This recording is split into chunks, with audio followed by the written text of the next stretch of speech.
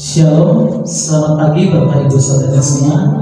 Senang sekali kalau kita hadir pada pagi hari ini. Kita mau beribadah online. Mari kita siapkan hati kita. Kita mau naikkan satu pujian kita untuk Tuhan. Amin.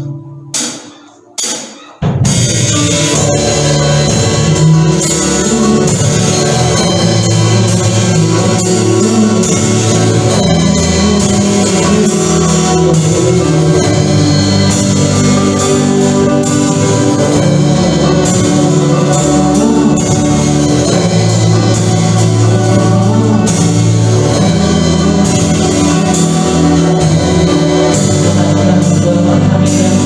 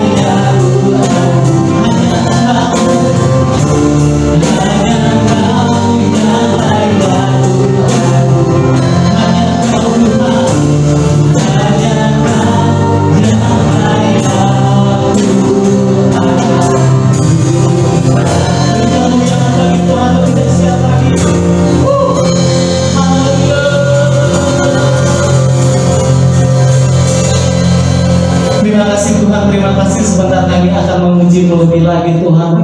Yang siap untuk memuji Tuhan, mari sama-sama katakan amin.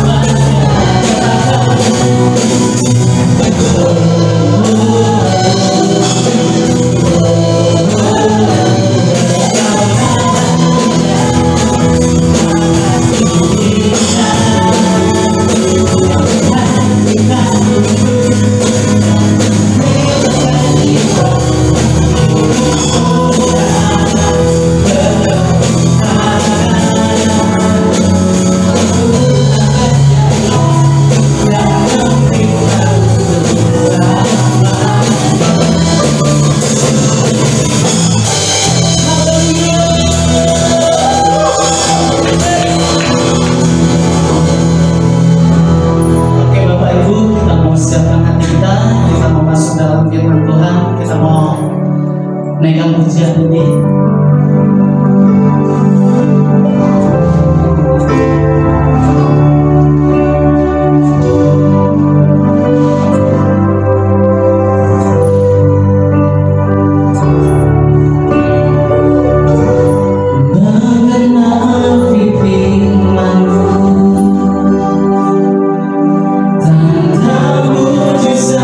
Sertai tiap harapan.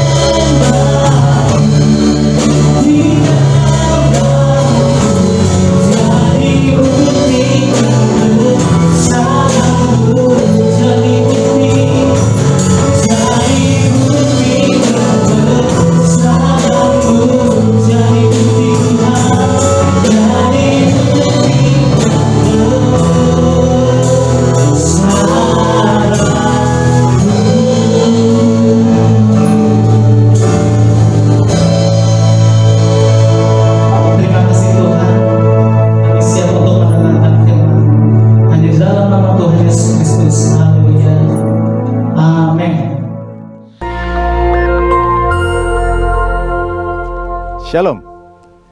Pada kesempatan ini kita akan membahas nabi dan nubuatan dalam gereja zaman now.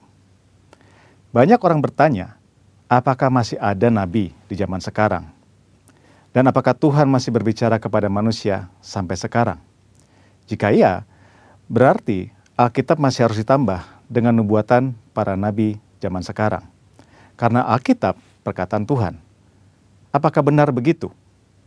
Mengapa insan Pentakosta mengklaim bahwa manusia masih dapat mendengar suara Tuhan sampai sekarang? Bahkan mendorong orang percaya untuk mengusahakan agar dapat memiliki karunia bernubuat. Apakah ini Alkitabiah? Mari kita melihat apa yang Alkitab katakan mengenai hal ini. Di dalam Perjanjian Lama, Tuhan mengangkat para nabi sebagai saluran untuk menyampaikan pesan-pesannya kepada umat Allah. Mendengar apa yang disampaikan para nabi sama artinya dengan mendengar perkataan Allah sendiri. Bahkan nubuat para nabi memiliki otoritas untuk dicatat dan menjadi bagian dari Alkitab. Sementara itu, dalam Perjanjian Baru, Tuhan menunjuk para rasul sebagai saluran untuk menyampaikan pesan Tuhan. Dan seperti nabi-nabi dalam Perjanjian Lama, apa yang mereka sampaikan memiliki otoritas untuk dicatat dan menjadi bagian dari Alkitab. Rasul Petrus menulis, supaya kamu mengingat akan perkataan yang dahulu telah diucapkan oleh nabi-nabi kudus, dan mengingat akan perintah Tuhan dan juru selamat yang telah disampaikan oleh rasul-rasul kepadamu. Dari sini kita dapat menarik kesimpulan, para rasul dalam gereja mula-mula setara dengan para nabi dalam Perjanjian Lama. Apa yang mereka sampaikan melalui inspirasi Roh Kudus memiliki otoritas sebagai firman Tuhan. Namun, selain para rasul, Alkitab Perjanjian Baru mencatat bahwa di dalam gereja juga ada orang-orang yang memiliki karunia sebagai nabi. Di dalam 1 Korintus 12 ayat yang ke-28, Paulus menulis, ada orang-orang yang Tuhan tetapkan. Pertama, sebagai rasul. Kedua, sebagai nabi. Ketiga, sebagai pengajar. Dan selanjutnya, mereka yang mendapat karunia, mujizat, menyembuhkan, melayani, memimpin, dan untuk berkata-kata dalam bahasa roh. Mengapa Rasul Paulus menulis ada yang pertama, kedua, dan yang ketiga? Karena dalam pemikiran Paulus ada karunia yang lebih tinggi manfaatnya daripada yang lain. Dalam ayat 31, Paulus menulis, jadi usahakanlah untuk memperoleh karunia-karunia yang paling utama. Karunia manakah yang paling utama? Dalam pasal 14 ayat yang kelima, Paulus menulis, sebab orang yang bernubuat lebih berharga daripada orang yang berkata-kata dengan bahasa roh. Bukan berarti berbahasa roh tidak berharga. Karena Paulus sendiri berkata, aku mengucap syukur kepada Allah bahwa aku berkata-kata dengan bahasa roh lebih daripada kamu semua. Tetapi dalam hal membangun kepentingan jemaat, bernubuat lebih bermanfaat. Jadi, rasul adalah yang paling utama, karena para rasul yang menanam dan membangun gereja. Mereka yang meletakkan dasar pengajaran, dan perkataan mereka memiliki otoritas sebagai firman Tuhan. Setelah itu baru nabi, pengajar, dan karunia-karunia lainnya. Karunia bernubuat yang dimiliki para nabi dalam gereja zaman now tidak memiliki otoritas yang setara dengan para rasul. Hal ini terlihat ketika dengan tegas Paulus berkata bahwa para nabi harus tunduk kepada dia sebagai rasul yang memiliki otoritas menyampaikan perintah Tuhan. Jika ditarik dalam konteks zaman sekarang, para rasul murid-murid Yesus sudah tidak ada. Tetapi sekarang kita memiliki Alkitab yang sudah lengkap lewat tulisan para rasul. Oleh karena itu, nubuatan dari para nabi zaman now harus tunduk kepada otoritas Alkitab. Paulus berpesan kepada jemaat di Tesalonika untuk menguji nubuat-nubuat dari para nabi dalam gereja. Janganlah padamkan roh dan janganlah anggap rendah nubuat-nubuat. Ujilah segala sesuatu dan peganglah yang baik. Kata menguji atau menanggapi memiliki pengertian seperti orang yang memilah-milah, membedakan atau menilai. Standar apa yang digunakan? Firman Tuhan. Lalu, jika nubuatan seorang nabi tidak lolos uji, apa konsekuensinya? Dalam Perjanjian Lama, nubuatan para nabi memiliki otoritas setara dengan perkataan Tuhan sendiri. Jadi, jika ada nabi yang memberikan nubuatan palsu, akan mendapatkan konsekuensi yang berat. Namun, hal ini sama sekali tidak terlihat dalam petunjuk Paulus mengenai pelaksanaan nubuatan. Mengapa? Hal ini jelas karena bagi Paulus, nubuatan para nabi zaman now tidak memiliki otoritas yang sama dengan nubuatan nabi dalam perjanjian lama. Nubuatan nabi perjanjian baru sangat berharga, namun terbatas. Nubuatan nabi-nabi perjanjian baru tidak setara dengan firman Tuhan. Oleh karena itu harus selalu diuji oleh seluruh jemaat, terutama para pemimpin gereja. Namun jika nubuatan nabi-nabi perjanjian baru tidak sempurna, lalu buat apa bernubuat? Paulus dengan jelas mengajarkan, kejarlah kasih itu dan usahakanlah dirimu memperoleh karunia-karunia roh, terutama karunia untuk bernubuat. Kenyataan bahwa nubuatan yang disampaikan oleh para nabi perjanjian baru sifatnya tidak sempurna, tidak lengkap, tidak memiliki otoritas yang sama dengan Alkitab, tidak membuat orang percaya berhenti untuk mengusahakan memperoleh karunia-karunia bernubuat. Orang percaya harus mengusahakan untuk memperoleh karunia-karunia roh, terutama bernubuat, karena itu adalah perintah Allah. Tuhan bisa memakai saudara untuk menjadi berkat kepada umat Tuhan dengan menyampaikan apa yang Roh Kudus nyatakan kepada saudara. Tuhan Yesus memberkati. Maranatha.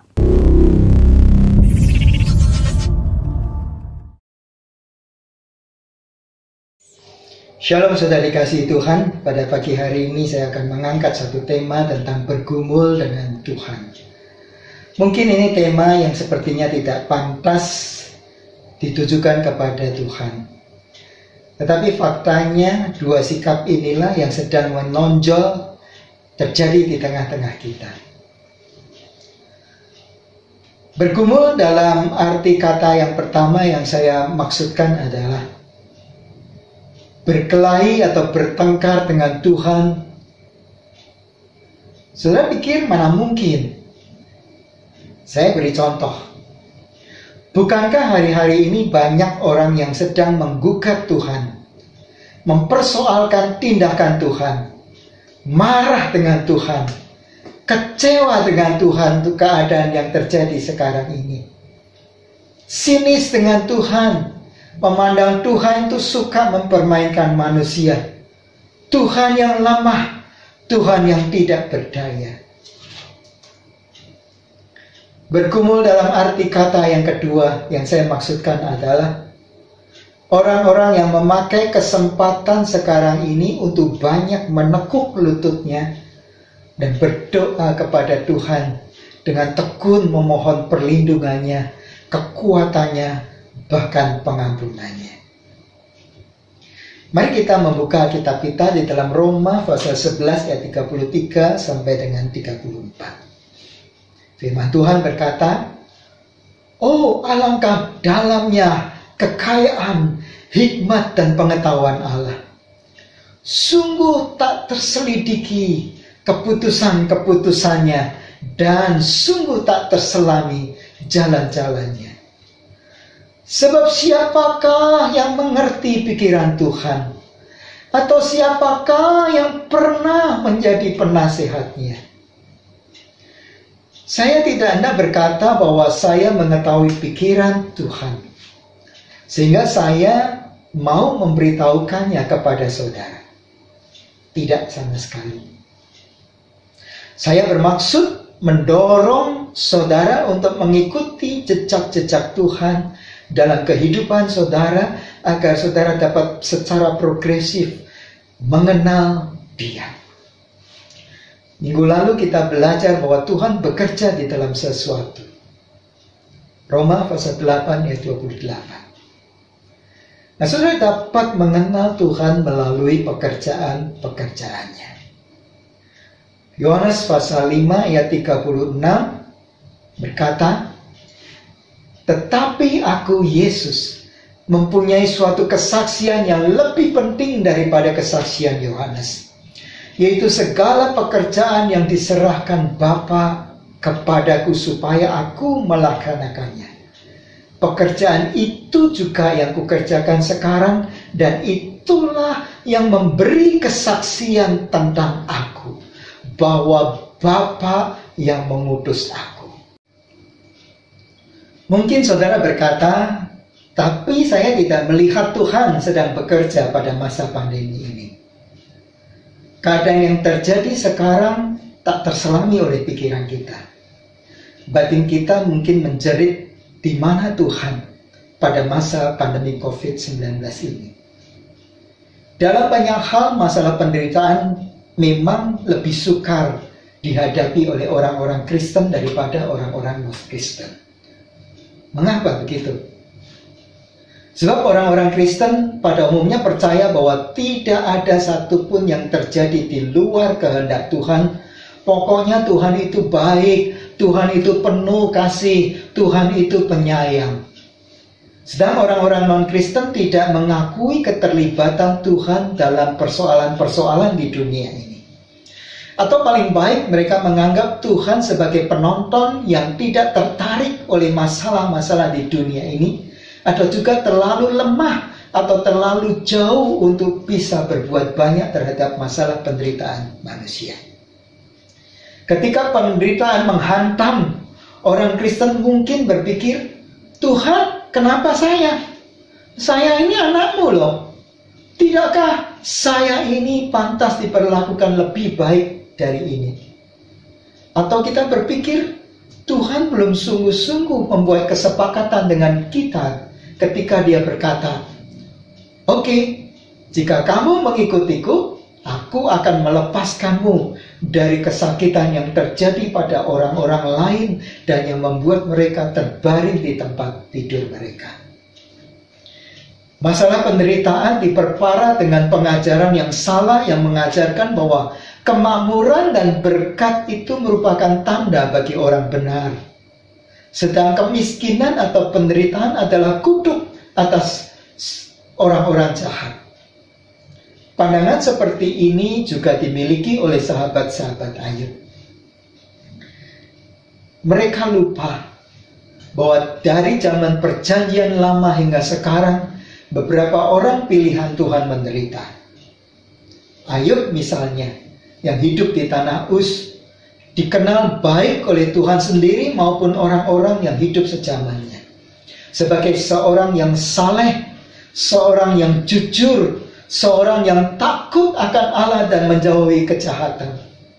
Namun hidupnya diberondong dengan penderitaan demi penderitaan yang mengerikan. Harta kekayaannya ludes dalam seketika. Semua anaknya mati. Tubuhnya penuh dengan borok. Istrinya sendiri memaki-maki dia dan mendorongnya untuk mengutuki Allah. Lalu didorong. Istri Ayub mendorong supaya Ayub bunuh diri, mati saja. Tengoklah dari 12 rasul yang dipilih oleh Tuhan Yesus sendiri. Satu orang mati bunuh diri, 10 mati syahid, dan hanya 1 orang yang mati di usianya yang lanjut. Bacalah penderitaan yang dialami oleh pengikut-pengikut Kristus dalam pemerintahan Romawi pada waktu itu. Serdatu-serdatu Romawi menangkapi mereka untuk diadu dengan binatang buas. Beberapa ditangkap, tubuhnya dilumuri dengan aspal, lalu dinyalakan dengan api untuk penerangan jalan menuju Kolosium, tempat hiburan Raja Nero. Suatu tempat di mana banyak orang-orang pengikut Kristus disiksa di sana. Lihatlah Rasul Paulus. Kisah Para Rasul 19 ayat 12 mengatakan bahwa sapu tangan atau bekas kain yang dipakai olehnya bisa dipakai untuk menyembuhkan orang sakit. Tetapi kenapa itu tidak bisa digunakan untuk menyembuhkan tubuhnya sendiri? Bahkan dia sudah 3 kali minta kepada Tuhan agar disembuhkan. Tetapi Tuhan tidak memberinya kesembuhan. 2 Korintus pasal 12 ayat 7-9. Dia itu pelayan Tuhan yang sangat setia. Tetapi saudara bisa melihat daftar penderitaannya yang begitu panjang dalam 2 Korintus 11 ayat 23-28. Lihat juga murid-murid Yesus yang diperintahkan untuk menjadi saksinya di Yerusalem, seluruh Yudea, Samaria, dan sampai ke ujung-ujung bumi. Ketika Tuhan menambahkan bilangan orang-orang yang percaya kepadanya setiap hari di Yerusalem, justru pada masa itu aniaya besar terjadi atas mereka yang membuat mereka harus menyingkir dan pergi ke tempat-tempat lain. Kita berpikir, bukankah mereka sedang berbuah-buah bagi Tuhan? Bukankah itu masanya penuaian jiwa? Tetapi kenapa kepada mereka ditimpakan malapetaka tersebut? Yesus dihukum mati di kayu salib. Pengikut-pengikutnya ditindas dan berusaha dibinasakan. Tapi tidak punah. Bahkan berkembang berlipat-lipat kali ganda sehingga sekarang ini.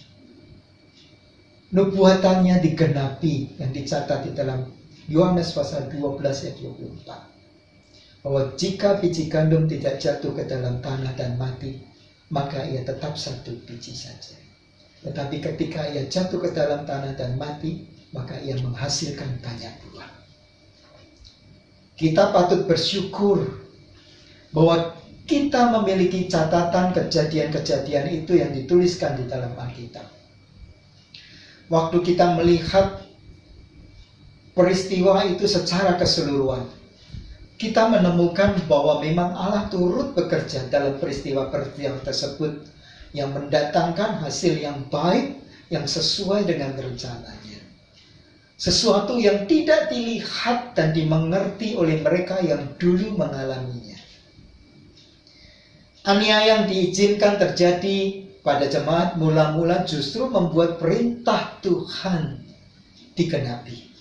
Yaitu Injil bukan saja diberitakan di Yerusalem, tetapi tersebar ke seluruh Yudea, Samaria, bahkan sampai ke ujung-ujung bumi. Tuhan memakai aniaya untuk mendorong murid-murid menyebar dan memberitakan Injil di tempat-tempat di mana mereka terserak seperti yang dikehendakinya. Pada akhirnya Rasul Paulus menyadari bahwa Tuhan tidak mengabulkan doa permohonannya supaya ia tidak sombong karena menerima penyataan-penyataan yang luar biasa dari Tuhan. Ada orang yang menggugah Tuhan. Kenapa Tuhan mesti menciptakan rasa sakit dalam tubuh manusia? Kenapa tidak dibuang saja supaya manusia tidak menderita? Saudara ketahuilah bahwa rasa sakit diperlukan dalam tubuh manusia supaya tubuh manusia terhindar dari bahaya-bahaya lain yang lebih besar daripada itu. Para penderita lepra seringkali melakukan perbuatan-perbuatan yang mencelakakan dirinya sendiri. Misalnya, mereka tidak sadar sedang berjalan di atas pecahan-pecahan kaca, atau sedang melakukan satu pekerjaan atau aktivitas yang mereka tidak sadari bahwa alat yang mereka pakai itu misalnya ada tonjolan-tonjolan paku. Orang lain melihat kaki atau tangan mereka berdarah-darah. Tapi bagi penderita kusta ini, mereka tidak sadar hal itu terjadi terhadap dirinya. Kenapa bisa begitu? Karena mereka yang menderita lepra, itu mereka sudah kehilangan mati rasa. Tubuh mereka sudah baal dan tidak merasakan kesakitan apa-apa. Seandainya tubuh mereka masih memiliki rasa sakit, tentu mereka akan mendapatkan peringatan dari rasa sakit tersebut untuk menghentikannya. Beberapa orang mengkonsumsi minuman penambah energi ketika tubuh mereka lelah demi untuk dapat melanjutkan pekerjaannya. Kebiasaan seperti itu justru akan merusak tubuhnya sendiri. Rasa lelah dalam tubuh diciptakan Tuhan sebagai suatu peringatan agar manusia segera beristirahat untuk memulihkan kondisi tubuhnya kembali. Kenapa ada garis merah di speedometer mobil? itu memang disengaja ditempatkan di sana untuk memberi peringatan kepada pengemudinya agar tidak menjalankan mobilnya pada kecepatan di zona merah tersebut. Kalau peringatan itu dilanggar atau diabaikan, itu akan berakibat fatal bagi mobil itu sendiri dan bagi orang-orang yang berada di dalam mobil saat itu. Apakah itu suatu pengekangan atau justru bentuk perlindungan akan keselamatan? Jadi kalau manusia saja tahu perlunya peringatan-peringatan dihadirkan di dalam hidupnya, mengapa kita mesti bersikap sinis kepada Tuhan untuk peringatan-peringatan yang diberikannya hanya karena kita belum mengerti tujuannya saat itu? Yesaya 55 ayat 8-9 berkata, sebab rancanganku bukanlah rancanganmu, dan jalanmu bukanlah jalanku, demikianlah firman Tuhan. Seperti tingginya langit dari bumi, demikianlah tingginya jalanku dari jalanmu, dan rancanganku dari rancanganmu. Nah, sekarang bagaimana kita mesti menyikapi misteri di dalam kehidupan kita, hal-hal yang membuat kita bingung atau kita masih gelap di dalam kehidupan kita ini? Yang pertama, saudara, yakinilah bahwa Allah sangat peduli pada penderitaan manusia. Sikap Allah ini dapat dilihat dalam kehidupan Yesus di muka bumi. Selama hidupnya di muka bumi, Yesus terus berperang dengan penderitaan manusia, yaitu sakit penyakit, roh-roh jahat, sambil terus berbuat baik kepada manusia. Kisah Para Rasul 10 ayat 38 berkata, Dia yang berjalan keliling sambil berbuat baik dan menyembuhkan semua orang yang dikuasai iblis. Sudah bisa membaca juga di dalam Lukas pasal 7 ayat 21. Yang kedua, renungkanlah kembali segala kebaikan Allah yang telah kita terima. Yohanes Pembaptis dalam kebimbangannya dalam penjara, Herodes mengirim 2 utusan kepada Tuhan Yesus untuk bertanya, engkaukah yang akan datang itu? Atau haruskah kami menantikan seorang yang lain? Maksud Yohanes Pembaptis jelas. Ia mulai ragu-ragu dengan Yesus, dan ia minta satu konfirmasi kepada Tuhan Yesus dengan bertanya, Yesus, engkaukah sesungguhnya Mesias itu atau bukan? Apakah engkau benar-benar Mesias itu atau bukan? Itu dicatat di dalam Lukas 7 ayat 20. Tetapi Yesus tidak menjawab secara langsung pada pertanyaan itu. Malahan mengarahkan agar Yohanes Pembaptis melihat bukti-bukti dari pekerjaan-pekerjaan yang dilakukannya. Yesus berkata kepada 2 utusan Yohanes Pembaptis, demikian, pergi dan katakanlah kepada Yohanes Pembaptis, orang buta melihat, orang lumpuh berjalan, orang kusta menjadi tahir, orang tuli mendengar, orang mati dibangkitkan, dan kepada orang miskin diberitakan kabar baik. Lukas pasal 7 ayat 22. Lalu disambung dengan satu statement dari Tuhan Yesus, dan berbahagialah orang yang tidak menjadi kecewa dan menolak aku. Lukas pasal 7 ayat 23. Ada satu penggalan lirik dari satu lagu dalam Kidung Jemaat berkata seperti ini.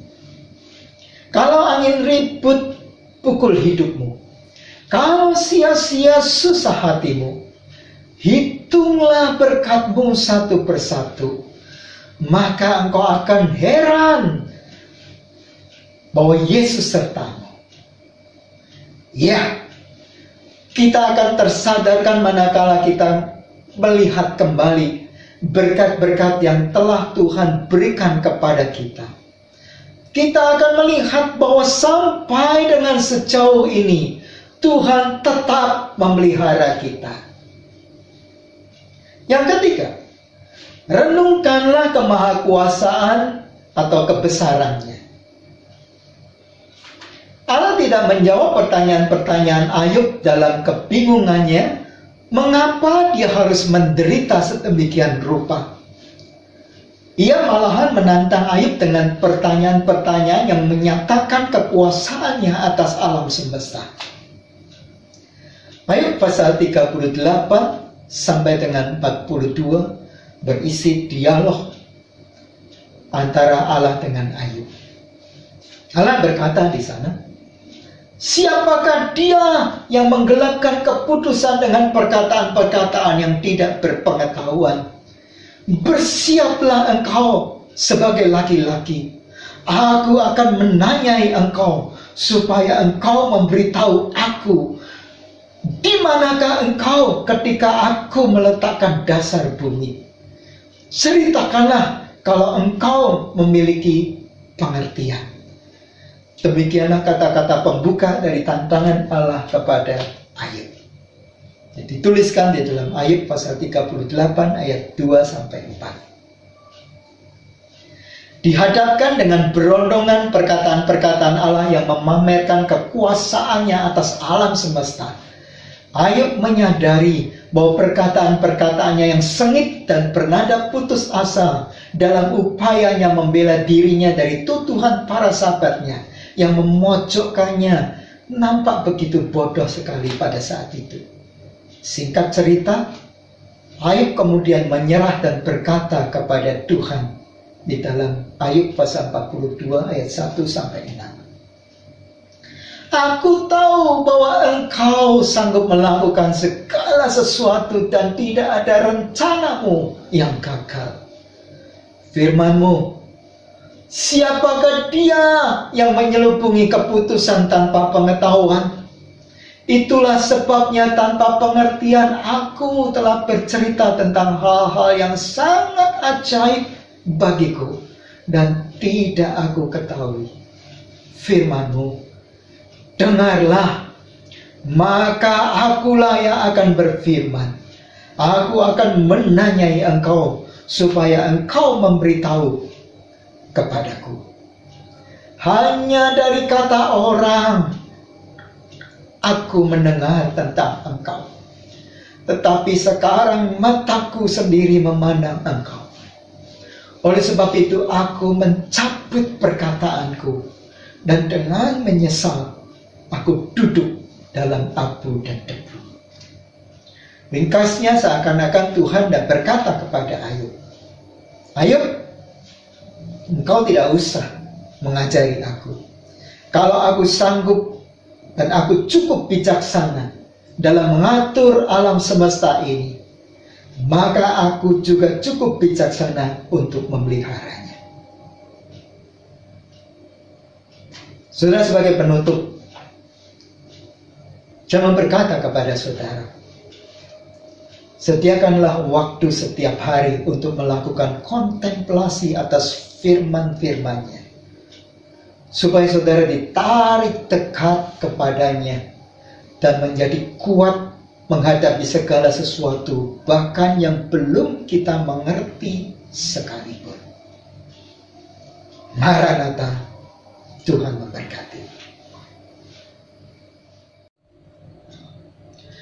Saudara-saudara, setelah saudara diberkati dengan firman Tuhan pagi hari ini, mari kita mengangkat kedua tangan kita ke atas dan menyiapkan hati kita untuk terima berkat Tuhan. Kasih karunia berlimpah-limpah dari Allah Bapa, damai sejahtera dan sukacita dari Tuhan kita Yesus Kristus, persekutuan dengan Roh Kudus, kekuatan dan penghiburan daripadanya, turun menyertai saudara-saudara sekalian sampai selama-lamanya. Mari semua yang percaya kita katakan, amin.